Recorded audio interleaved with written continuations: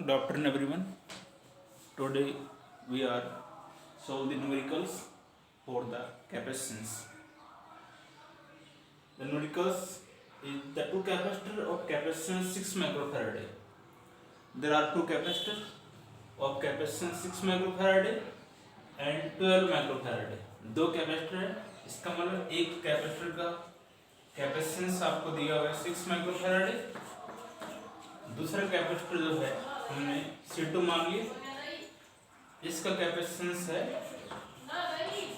12 microfarad.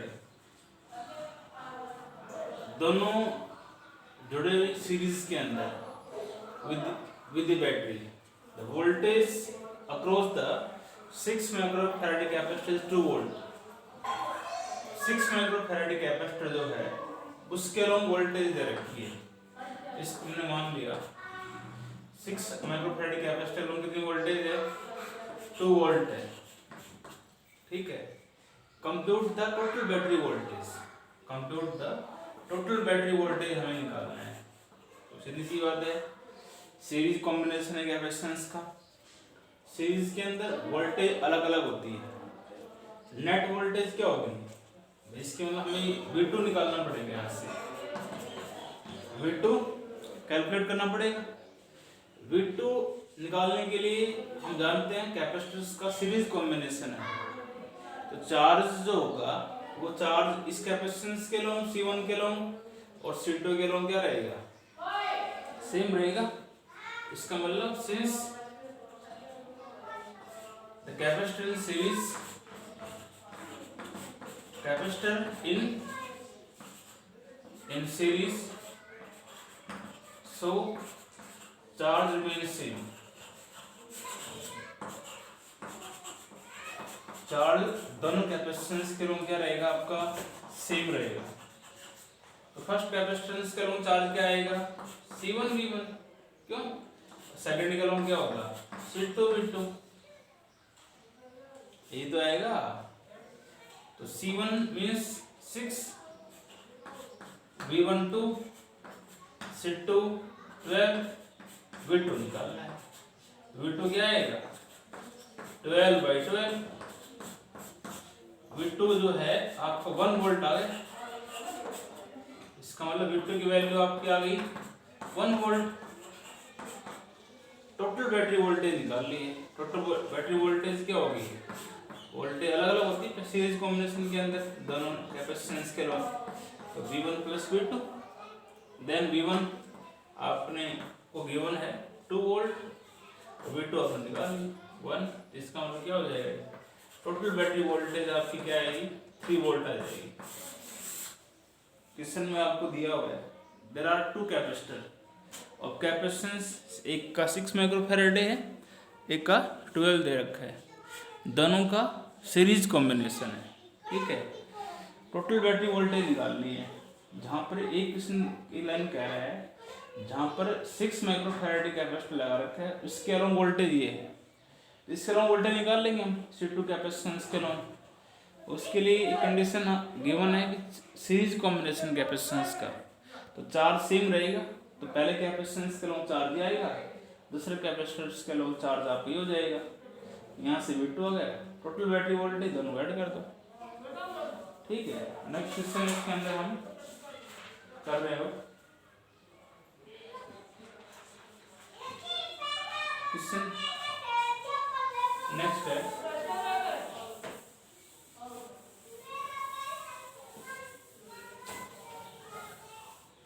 Question दिया हुआ अगला है, the equivalent capacitance between A and B।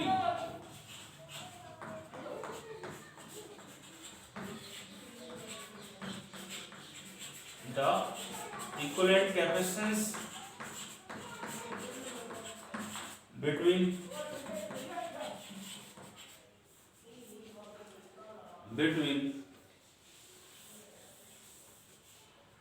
A and B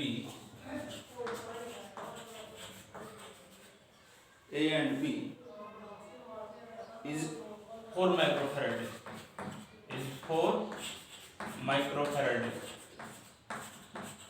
as one figure. Diagram आपको दिया होगा, ठीक है। ये डायग्राम दिया हुआ है, ठीक है। There are two capacitor, capacitance इसका 20 माइक्रोफैराड है और सेकंड इसमें दिया हुआ वो सी, ए लिखा हुआ है, इधर बी लिखा हुआ है, ठीक है। Equivalent capacitance of the combination A and B 4 microfarad है, डायग्राम दिया हुआ है। फर्स्ट पार्ट इसका है कैलकुलेट द, फर्स्ट पार्ट है कैलकुलेट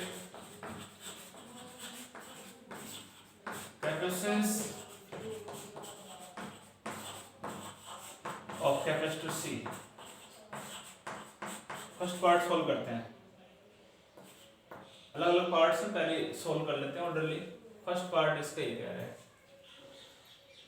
यदि आपको इसमें निकालना है calculate the capacitance of capacitance C, A और बी के बीच जो सी कैपेसिटेंस है इसकी वैल्यू क्या होगी इस कैपेसिटर की। इसको निकालने के लिए आप जानते हो ए और बी का इक्विवेलेंट कैपेसिटेंस कितना दिया हुआ है 4 माइक्रोफैराड है और दोनों का एक ही बात है सीरीज कॉम्बिनेशन है, तो नेट कैपेसिटेंस हम जानते हैं 1/c ऐसे इक्वल टू क्या होगा 1/20 प्लस 1/c। सीरीज में नेट कैपेसिटेंस के रिलेशन ही होता है और CS का मतलब इक्विवेलेंट कैपेसिटेंस देयर का 4 माइक्रोफैराड है, तो 1/4 is equal to 1/20 plus 1/c। इसको इधर ले लो तो इसको सॉल्व करोगे तो ये हो जाएगा 1/4 minus 1/20 is equal to 1/c। LCM इसका 20, 5 माइनस 1/c, ये आएगा 4/20 1/c, ये से 4 5, इसका मतलब c जो है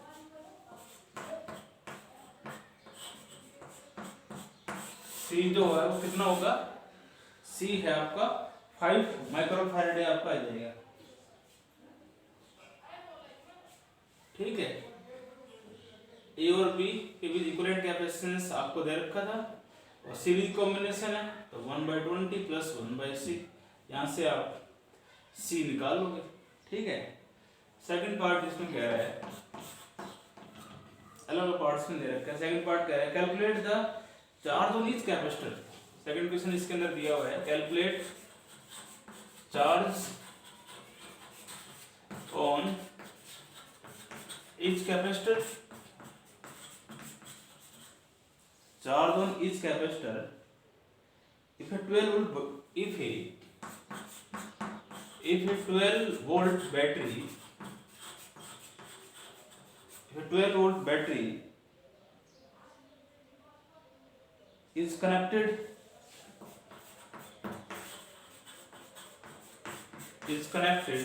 across A and B।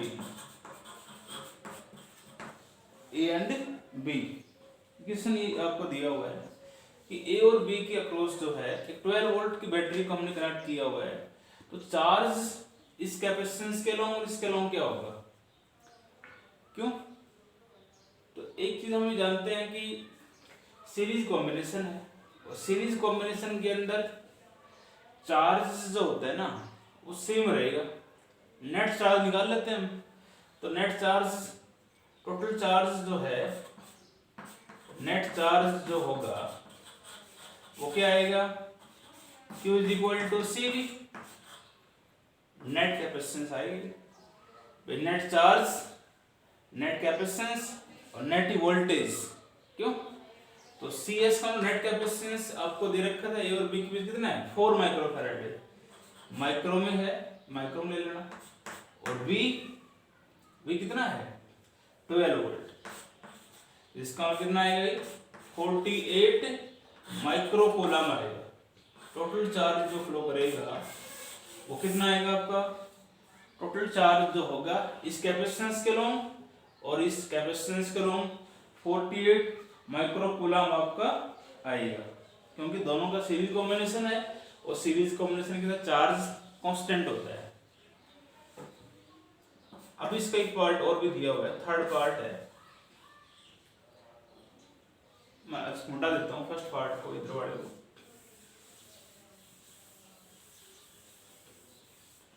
Third part इसमें दिया हुआ है, थर्ड क्वेश्चन इसके अंदर है, what will be the potential drop, what will be potential drop across each capacitor, across each capacitor, what will be potential drop across each capacitor, ये question आपको दिया हुआ है, इसको हम सॉल्व कर रहे हैं। Potential drop across each capacitor, अब सीरीज कॉम्बिनेशन के अंदर आप जानते हो पोटेंशियल दोनों का अलग अलग होगा, क्यों? तो इसका यदि इसके अलोंग यदि हम पोटेंशियल V1 हमें निकालना है, इसका अंदर V2 निकालना है, तो V1 यदि निकालना है तो क्या होगा, Q by C1, तो चार तो सेम ही रहेगा, तो Q कर दिया मैंने, Q by C1, Q is equal to CV होता है ना। ऐसे यहां से V2 इज इक्वल टू क्या होगा, V2 इज इक्वल टू होगा Q by C2, तो चार्ज तो आपको दे रखा है 48 माइक्रोकूलम है, और C1 कितना है 20, ये आपका आ जाएगा 2.4 माइक्रो, ये था माइक्रो से माइक्रो कट जाएगा, तो V1 जो है इसकी यूनिट क्या आएगी, वोल्ट आ जाएगी, 2.4 वोल्ट आ जाएगा, 2.4 आपका वोल्ट आ जाएगा। ऐसे ही V2 निकाल लो, तो V2 is equal to charge तो सेम होगा, वो कितना है 48, और C कैपेसिटेंस आपने निकाला था अभी 5, कितना आएगा 9.6 आ जाएगा, और क्यों, और यूनिट आपकी वोल्ट में आई, माइक्रो में ही था, माइक्रो से माइक्रो कट जाएगा, तो वोल्ट में इसकी यूनिट आ जाएगी। दूसरा वोल्टेज कितना आएगा आपका 9.6 वोल्ट। तो दोनों कैपेसिटेंस का वोल्टेज निकालनी थी। सीरीज कॉम्बिनेशन आपको गिवन है, और सीरीज के अंदर चार्ज सेम होता है, वोल्टेज अलग होता है, इसलिए हमने V1 निकाल लिया। V1 क्या होगा Q by C1, और V2 क्या होगा Q by C2। ठीक है, ये क्वेश्चन था आपका, इंपॉर्टेंट क्वेश्चन आपका एग्जाम में आया हुआ है, CBSE बोर्ड में आया हुआ है, ऐसे क्वेश्चन हरियाणा बोर्ड के अंदर भी आपके आते हैं। ठीक है,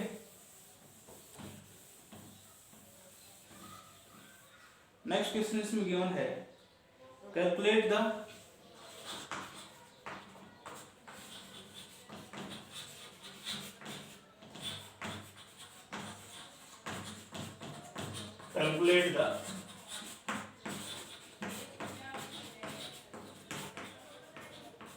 equivalent capacitance, calculate equivalent capacitance C,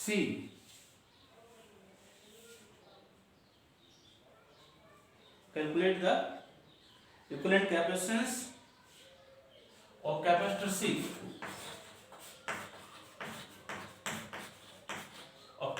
C, in figure। आगे गिवन है the equivalent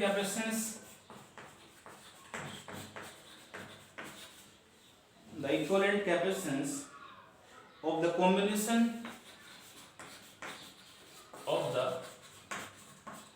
combination between P and Q is 30 microfarad, is 30 microfarad. ठीक है, डायग्राम ये दिया हुआ है, एक कैपेसिटर आपको दिया हुआ है, एक यहाँ लगा रखा है, एक यहाँ लगा रखा है, एक ये लगा रखा है। ठीक है,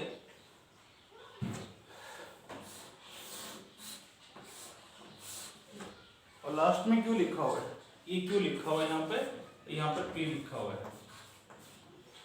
ठीक है,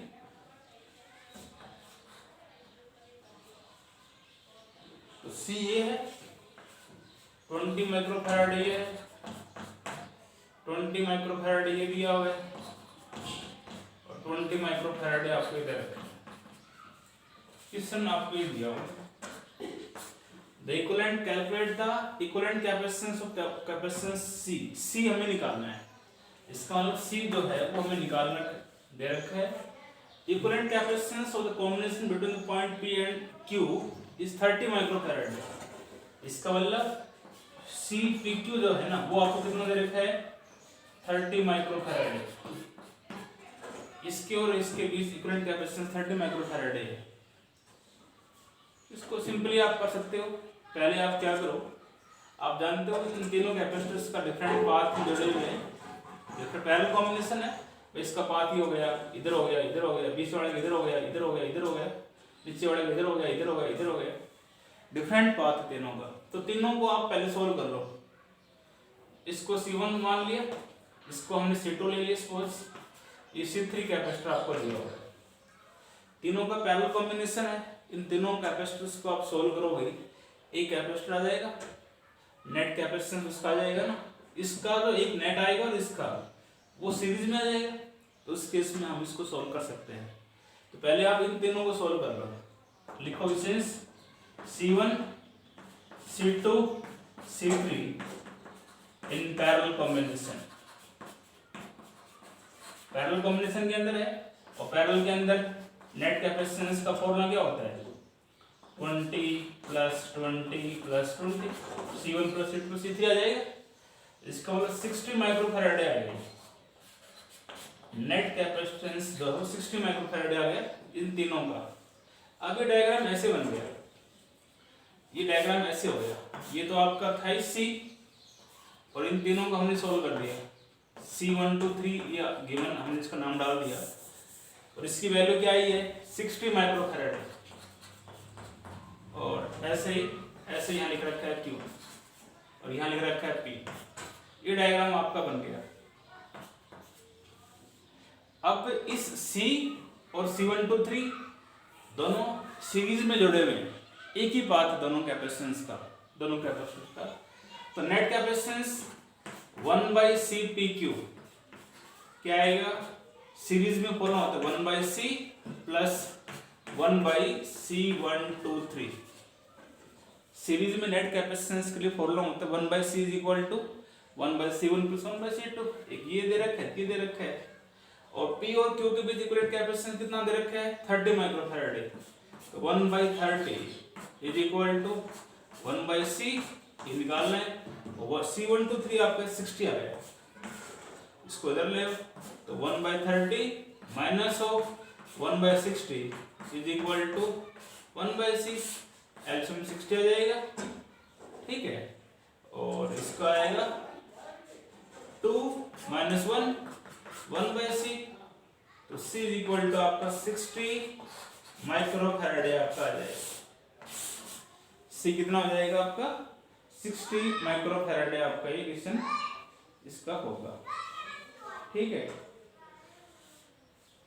सिंपली है, इन तीनों को सोल्व कर लो। पहले एक कैपेसिटर आ जाएगा, उसका कैपेसिटेंस आपका जो भी आएगा वो और इसका सीरीज कॉम्बिनेशन होगा, सोल्व कर सकते हो इसको।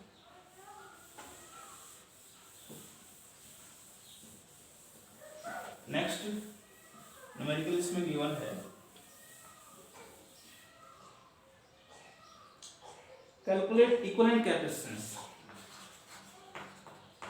Calculate equivalent capacitance.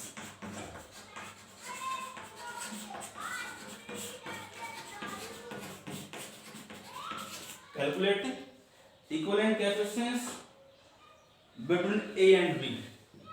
Between A and B, as shown in figure. As shown in figure. Figure आपको गिवन है, इस फिगर से हमें इक्विवेलेंट कैपेसिटेंस आपको निकालना है, ठीक है। ये अब इसको डायग्राम दिया हुआ है, इसमें नंबर ऑफ कैपेसिटर दे रखे हैं 1 2 3 4 1 2 3, ठीक है, एक 4। ये B लिखा हुआ है यहाँ पे और यहाँ ए लिख रखा है, एंड यहाँ लिख रखा है डी और एफ। यहाँ डी लिख रखा है, इसको एफ लिख रखा है, यहाँ से स्पेशल ऑर्डर हुआ है, यहाँ ई लिख रखा है, यहाँ ई लिख रखा है और यहाँ पे जी लिख रखा है। ठीक है, और ये C1 आपको 5 माइक्रोफैराड है, C1 जो है 5 माइक्रोफैराड है, और दूसरा क्या क्वेश्चन है 10 माइक्रोफैराड है, C2 10 माइक्रोफैराड है, C3 जो है वो आपको गिवन है 15 माइक्रोफैराड है, 15 माइक्रोफैराड है, और C4 जो है वो 30 माइक्रोफैराड है आपको गिवन है। तो ये आपको एक डायग्राम आपको दे रखा है, इसके अंदर आपको इक्विवेलेंट कैपेसिटेंस जो है वो कैलकुलेट करना है। ए और बी जो है इसके बीच इक्विवेलेंट कैपेसिटेंस आपको कैलकुलेट करना है। तो इस डायग्राम के अंदर आपको साफ दिखाई दे रहा होगा, देखो इसका पाथ इधर हो सकता है, इधर हो सकता है, इधर हो गया, इस बीच वाले का इधर हो गया, इधर हो गया, इसका इधर हो गया, इधर हो गया, इसका पाथ इधर भी हो सकता है, इधर हो गया, इधर हो गया। तो ये तीनों C1, C2 और C3 डिफरेंट पाथ में कनेक्टेड हैं, मींस ये तीनों कैपेसिटर आपके किस में होंगे, पैरेलल में होंगे, उसके साथ ही लग जाएगा आगे। तो डायग्राम आप कैसे बनेगा, ये डायग्राम ऐसे बन जाएगा, ऐसे इसको आप लिखो, ये डायग्राम आपका ऐसे बनेगा।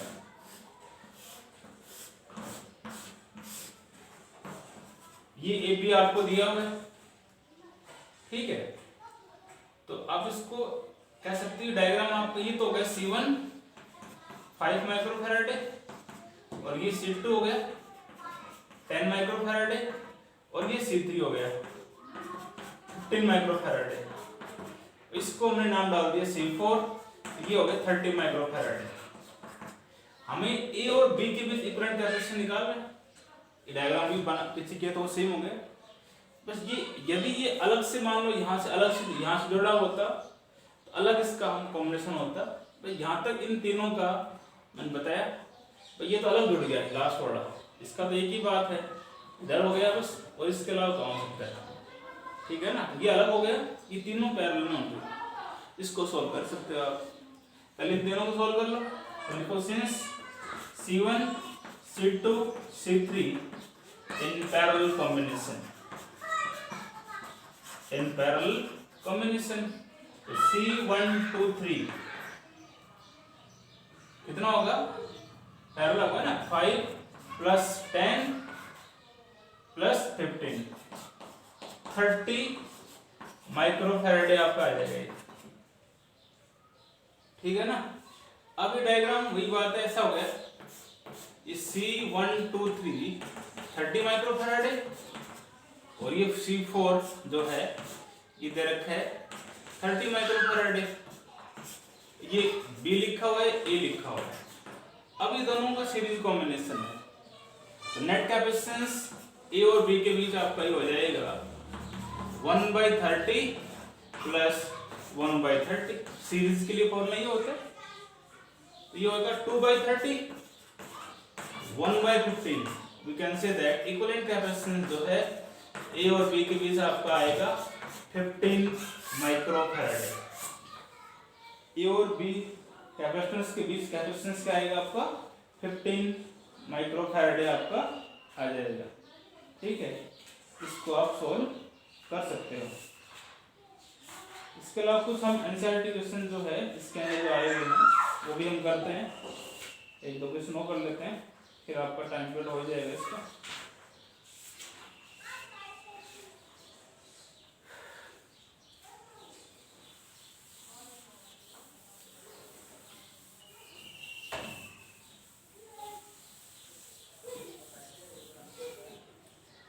कह रहा है a parallel plate capacitor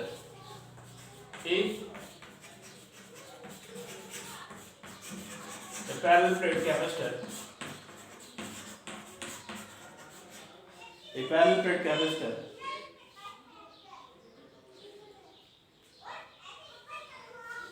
a parallel plate capacitor with air between the plates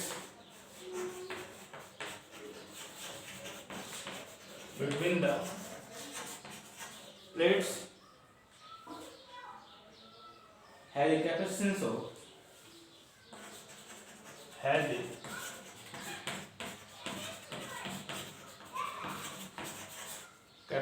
of 8 picofarad. 8 picofarad. What will be the capacitance?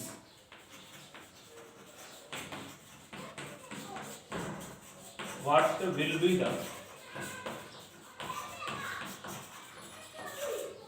will be the capacitance if the distance between them, if the distance between them is reduced by half,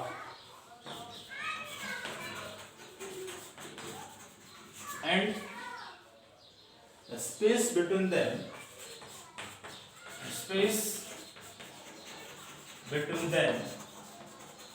is filled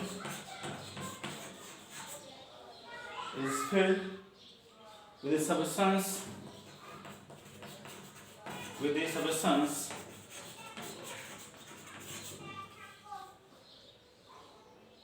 of dielectric constant 6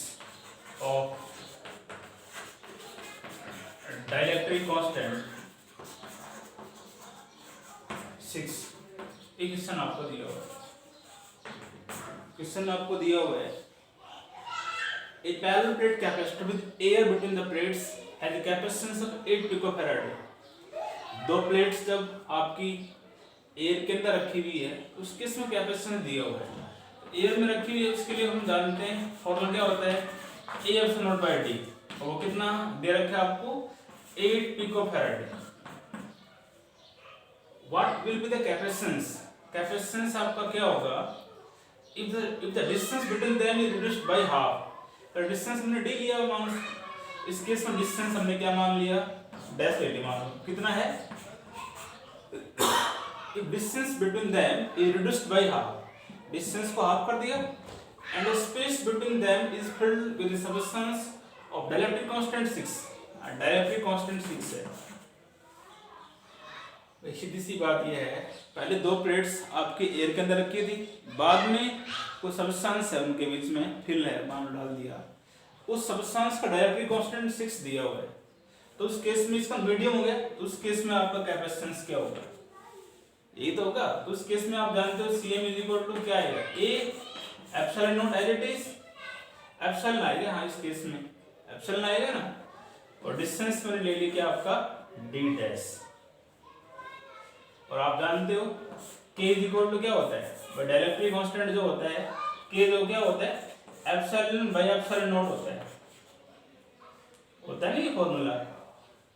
तो यहाँ से epsilon की value क्या आएगी आपकी K epsilon naught, इससे put कर दो, then Cm is equal to A as it is, area तो प्लेट्स का सेम है, मीडियम में एप्सिलॉन आएगा, epsilon means absolute electrical permittivity of the medium, तो एप्सिलॉन जो किसके बराबर आएगा K एप्सिलॉन नॉट, और d डैश कितना है d/2, तो d/2,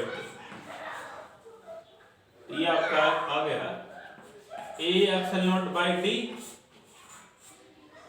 इंटू K इंटू 2, इसको क्वेश्चन फर्स्ट ले लेना चाहिए आपका, A epsilon naught by d है, K और 2 यहाँ पे लिख रखा है, A epsilon naught by d किसके बराबर है 8 के बराबर है, इसको मैं यहाँ सॉल्व कर रहा हूँ, then Cm 8 into K dielectric constant 6 और ये 2 है, 48 96 आ जाए तो 96।